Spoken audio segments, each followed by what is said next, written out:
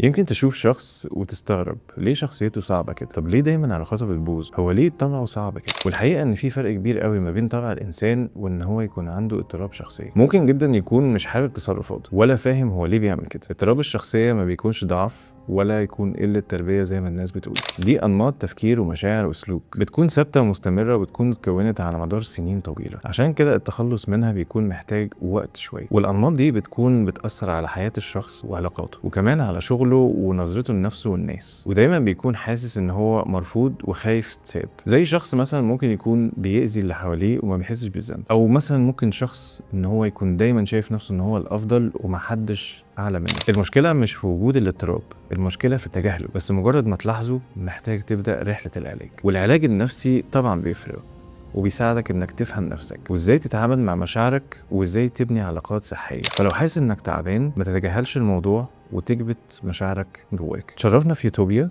واحنا هنساعدك انك توصل لاستقرارك النفسي وتقدر ان انت كمان تتعرف على شخصيتك ونقدر ان احنا نوصل للاستقرار وطبيعه الشخصيه الحقيقيه.